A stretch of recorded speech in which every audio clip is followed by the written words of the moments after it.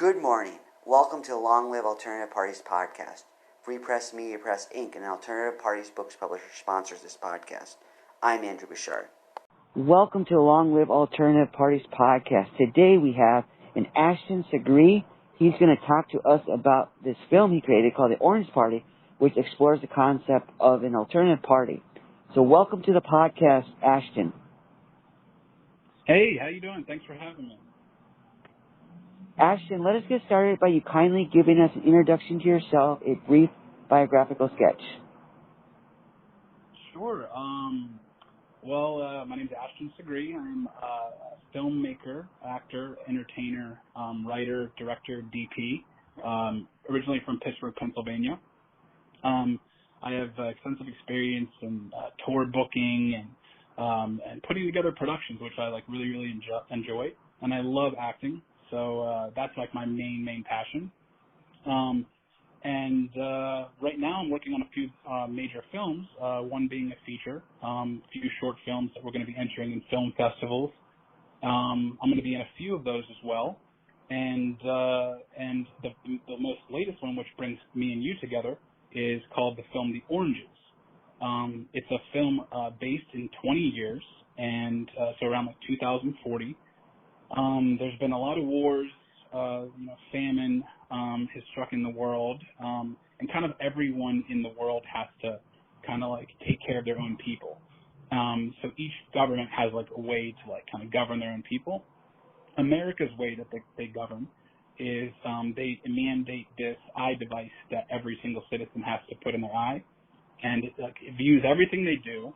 But it's a virtual reality. It has pretty much your iPhone in your eye. The Apple Corporation, speaking of iPhone, has gone under, and the company that's running things is iView. It's based in Philadelphia, and the protagonist is the person that makes the device. He makes the technology for this.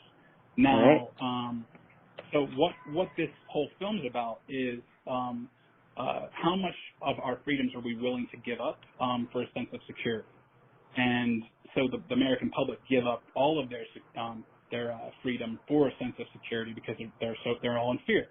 And so every single person has a little blue light that kind of it glows in their eye. Not all the time, you can turn it off, but when it's on, it's blue. And if you break the law or you do anything that the government considers traitorous or anything that involves treason, your eye's turned off, the technology's turned off, and it goes offline, and it turns orange. And so there's a whole group of people that have been kicked out of society that band together. They call themselves the Oranges, and they end up fighting the good fight, and that's all I'll give you about the film. So yeah, I have a few producers, film financiers, studios interested, so we're finishing up the pilot right now. And to give you some further information about that and alternative parties is if in the future, 20 years from now, in my film, let's say the American people did, just in the film, fight to take back the country, whatever back is, making the country better, giving people free health care, whatever. When they do take over that country, they're going to have to run the country, and it's a whole different ballgame.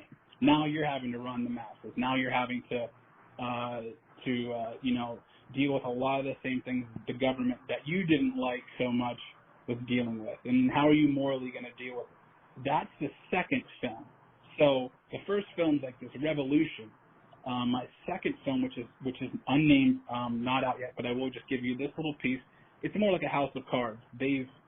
They're now they're in a position where they could become in power, and then if they do become the entity in power, what are their political positions going to be? What are they going to do for the people? And that's where this idea came from, which is called the Orange Party. So, in the film, they're the oranges, and they make this Orange Party. But that's not in the first feature. Again, this is the second film. But, so the Orange Party, if it were an actual, real entity, would be a party of reform.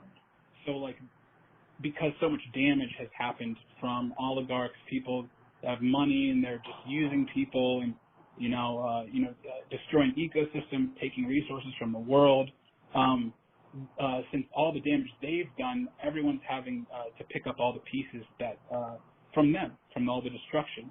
And the Orange Party, is really, really based on reform. They reform, and they face some opposition with that. So yeah, that's the idea of the Orange Party, is really just a party of reform, one that doesn't that will talk with both, say like a Democrat or Republican or any other political side of the coin, but one that is looking towards the future and not to play that same tune that's been played every year, year after year, causing people to be homeless, causing people to be hungry. Can't happen anymore. So yeah. How long does it take the films to come out for those of us who aren't in the film industry? What's the timetable for film production? Well, it depends on everything. I mean, how long the script is. My script of The Oranges, and it's set in 20 years, is based. It's going to be around 96 pages long. That's where it is. Okay. So, it depends if you're shooting it on green screen, if you're shooting it on location, you're shooting some of it in the studio. And when you do have a script, you have to get a line producer or someone to break down every detail of the script, and they let you know how long it will take to shoot, how long post-production, all of that will last. Usually, like, I wrote The Oranges. I wrote The Oranges in 2015. I originally got the idea from a lot of the feelings I had from 9/11 as a boy when I was like 12, 13. And then when I started coming to myself as a writer in my late 20s, I really wanted to put it into something. That's why I made The Oranges. It depends on the line producer and what they tell you how long it will take for you to film. So I started in 2016. I've been pitching for about 3 years now, but you got to put it in context. Like, for instance, look at like a Squid Game. It took that guy 10 years to pitch that. Before now, it's like number one. So with any writer, with anything, you just got to stick with it. Make sure you figure out the details in how long it will take, and then you go to like resources. How can I get the resources to make all of these shots happen? And if you can get all of those shots and you don't have quite the budget you need, you can still convey that message by just pulling some things out, shortening scenes, shortening lines. It's all about the dialogue. People want to just hear the story. They want to see it visually. But if you don't have a visual effects budget, fancy budget, stick to the story, and people will connect. Sure. So what is your philosophy of filmmaking? Since these films are political in nature, what do you intend to do with the art form? What's your belief about the art form's function in society?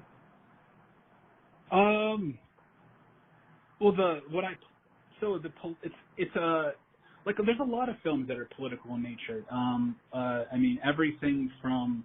Anything that has government in it, or anything that has army in it. That's all political stuff. But this film is just a what if. This is just what if 20 years, this happened. So it's just my interpretation on once technology gets to a certain point where people again give up their freedoms, and it comes out through the art form of these. You're just getting the idea of what life could be like if there was reform, if there was unity, if there was a unified fight towards the betterment of the future and for our kids, regardless of political party. That's really what the overall film is about. The Oranges is about, man, look at the government. They're holding us down. It's gotten really bad, and we have to bind together to stop what's happening to us. And it comes out through it's all in the acting. It's all through the shots. You're not getting political stuff in this film. This is a sci-fi thriller. However, again, I need to make it clear that this idea of the Orange Party was really for myself and pre-production.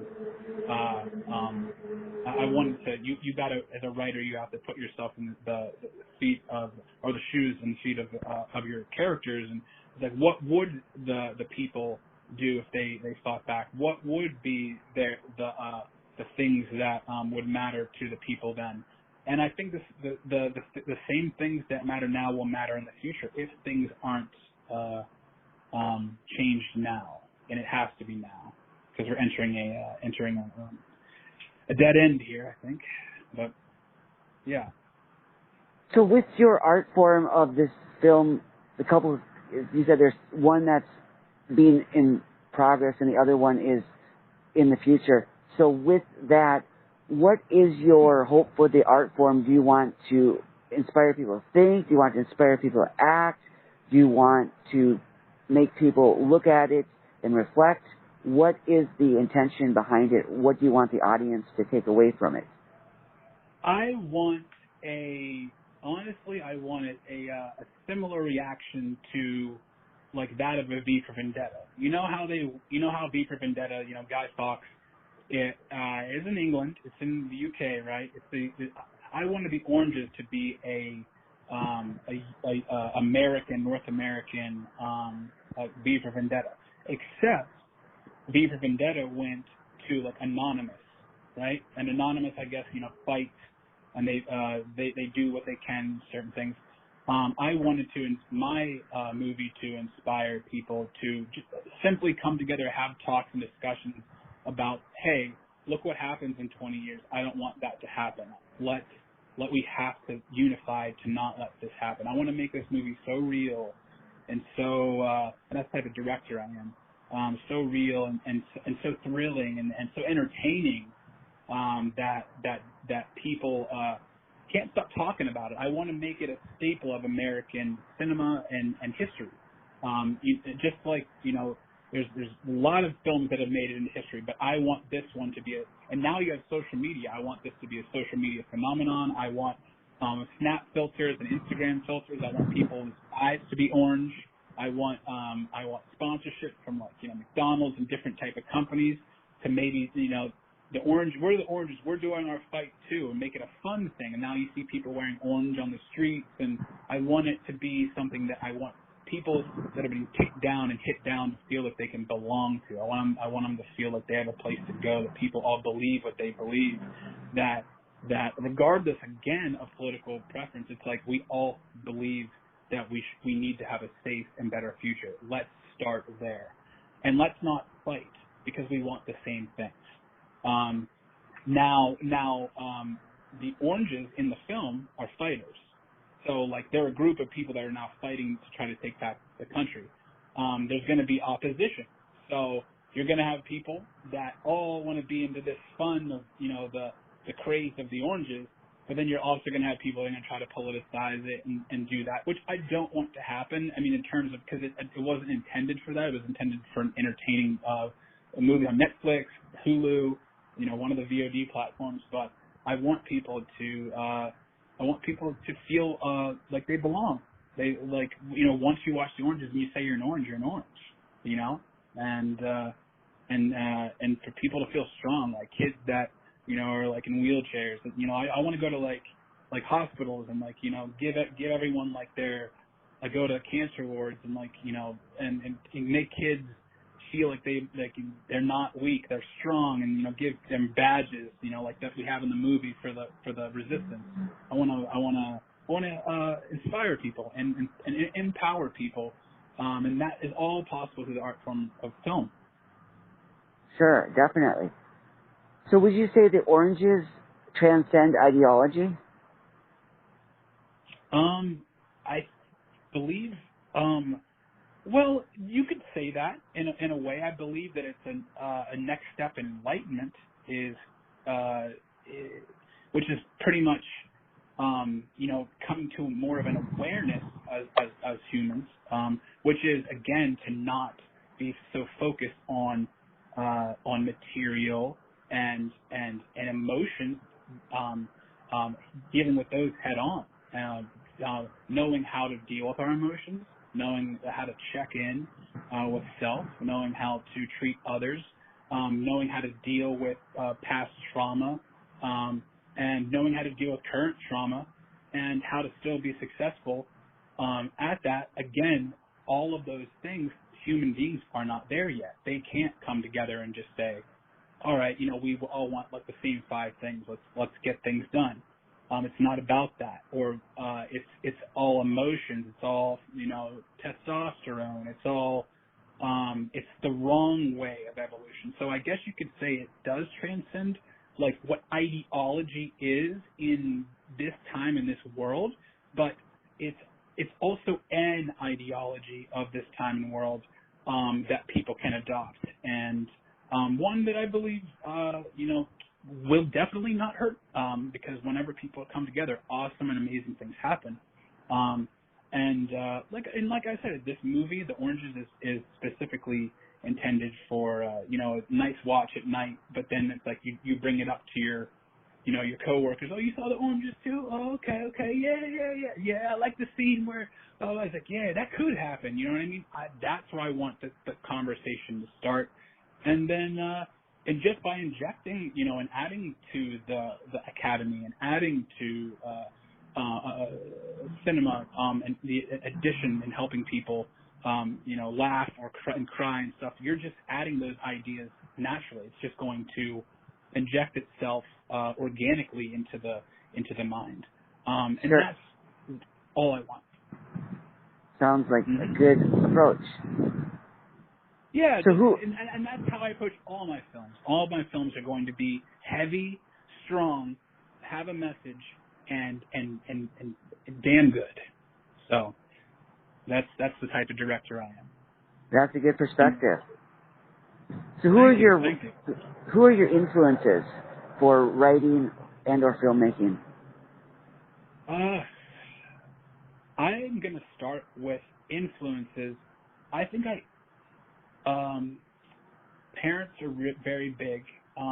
Mainly, my father and mother have been in the arts. My dad was in the arts. He's been a fundraiser for years and done awesome things in the arts. And my mom has worked in the arts as well, and it was also in the performing arts. And so I was around it. And if you know who August Wilson is, who made Fences, like Jersey Boys.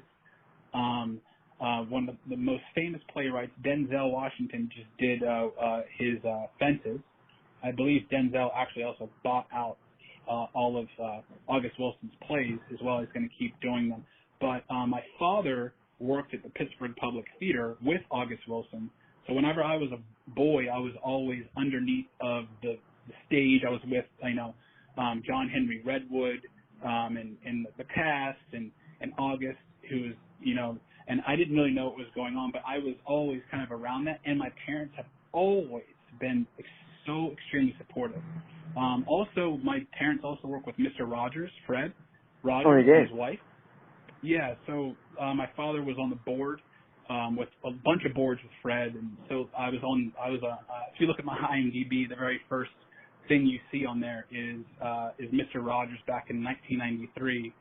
Whenever I was on the Love episode, if anyone wants to look that up on YouTube, the Love episode, talking about love, and I think I'm drawing something. I'm like, my sister's playing baseball with my dad. But again, my parents were major influences, not only from their influences in their life, but they're so encouraging. They're the most encouraging parents. I couldn't have asked for better parents. They support me in every way. They want me to.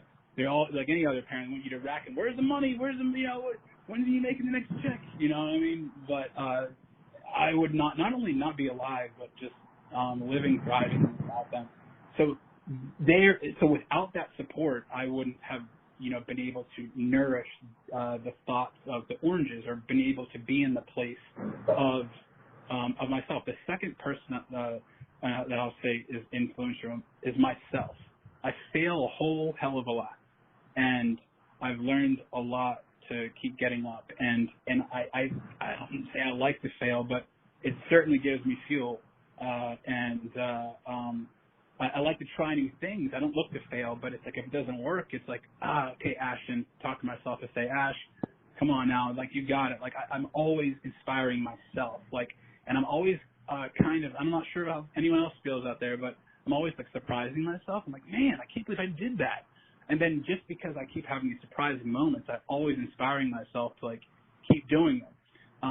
Now, if you're talking like total full inspiration, like you have Denzel and Sidney Poitier and I mean, there's so many. It could go. It's insane. I mean, I grew up in the '90s. I was born in '87. Grew up in the '90s, like Nicolas Cage and The Rock and like Armageddon, and like I know every line to like every '90s movie. It's like it kind of started there. The inspiration where it's like you have to learn the lines and you got to perform it, and I loved it. I loved it. So those are some of the inspirations. Parents, family. I have a sister who's extremely talented. She's in the arts as well, and she also inspires me. So again, I have a close-knit life. So my family's super close. They inspire me. I inspire me. And through that, me and my family win together. My awesome fam. So, yeah, those are some of the inspirations. What's your approach to acting? Do you do method acting, or do you have another approach to acting?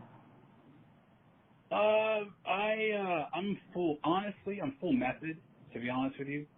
And that's why I put together what you see. The audience doesn't see this, but I put together a website for the Orange Party and like the future. Like what would be some of the problems that people were dealing with? How would the country deal with them? And I revised the Bill of Rights, Declaration of Independence, and I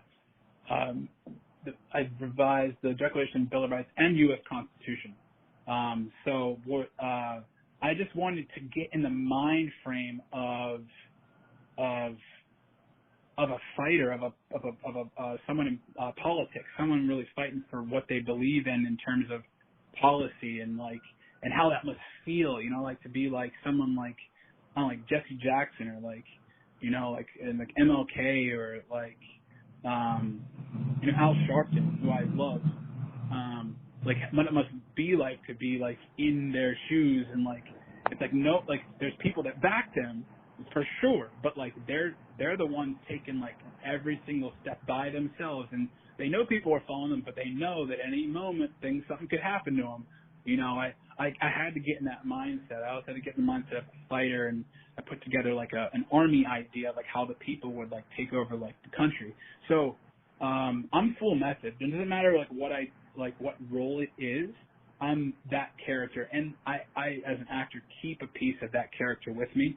I just grow with it. That's what acting is. Acting is growth. You become a better person, but you also keep a piece of these roles and what you've created. And but you can definitely say that, like, since it is coming from you, this is what I kind of believe some of the things that should happen, some of the changes that should be made, how the country should be shifted. So I didn't say total changes. See how I said? I said shifted. Things just need to be looked at from a different perspective, because that's all it is. It's all about perspective. So yeah. Sure. Mm-hmm. Sure. Mm-hmm. So how are you producing this film? Are you raising money through a crowdfunding platform? How are you producing this film? I raised I've been in Philadelphia for 2.5 years now. I was in Los Angeles for 9 years before I moved here.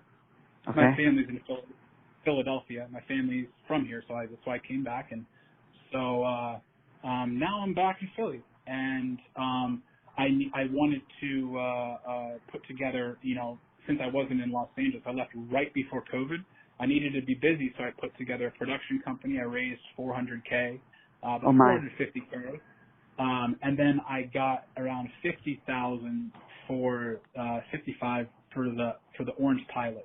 So and for those of the people that don't know what a film pilot is, it's like you're shooting like a few scenes, you're giving people an idea and a taste of what they're getting in the film. You give it to financiers, You give it to producers. You give it to people that you want to get attached. If you have money, you can always get like people that have names attached to the film to get more people attached. It's called pay to play. But for this, again, I wanted it to organically run. I have had a few meetings with a few names that I don't want to say right now that are interested. So once the pilot is finished, I'll be reaching back out to them, which would be awesome if they got involved, and it would take things. I believe that person's career, the few people that are involved, to the next level for sure. Anyone that's involved in this is it's gonna be out there, and you're gonna be out in front for sure. Yes, it's really cool. But the in terms of sorry, what was the question again?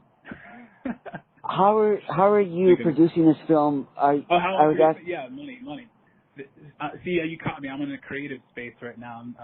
You have me on the money. I'm like numbers. Two different parts of the brain. But, oh, really? Interesting. Yeah, for me, 100%. Like, I got to either focus on business or be in, like I said, method writing world. It's hard to cross over. But anyway, with the money, with this, I have 3 fundraising campaigns. I already had one campaign up. It didn't do so well, but it's cool. You just got to keep going. I think there's a lot of information for people to like digest, because I'm a person that I'm like a James Cameron. I put an entire world together. Like the Oranges is literally like Avatar, so it's really really difficult to digest. But like when it's on screen, it's going to be incredible. I have fundraising campaigns. I use Indiegogo, GoFundMe, and Kickstarter. So. Okay. Some people say don't put up all of them at the same time, but like I didn't do well with the Indiegogo one at first, so like I'm like fuck it, like I guess I can't swear. Is it podcast? You can swear? Yeah, we put explicit on there, so you can swear. Oh, you can. Nice. Yeah. So You go to GoFundMe, go to Indiegogo, and go to Kickstarter. So if you look up any of those on those sites, you will be brought right to the fundraiser. You can add money. We're raising $15,000, and once we raise $15,000, we'll be able to finish out the days. I've already shot 9 days, so I've already have 9 days worth of film. I need about 4 to 5 more. One of them is an action scene downtown. I need a street to be closed off, and then and I'll work with the Greater Philly Film Office to do that. Great office. And then the other 3 days, dialogue, some green screen, and then the rest of the money goes to visual effects, because it's a visual effects film. Because you have the device in people's eye, you have like over top of the landscape of Philadelphia and like all the cities, you have like all these like digital billboards, you have like drones like flying. It's not like Metropolis, but it's like you have a lot of technology kind of now immersed on top of like the older structure of society. Again, it's only 20 years from now, but you got to imagine where technology is going to be in 20 years. So yeah. So that's what I need. $15,000. Kickstarter, Indiegogo, GoFundMe. Type in the Oranges.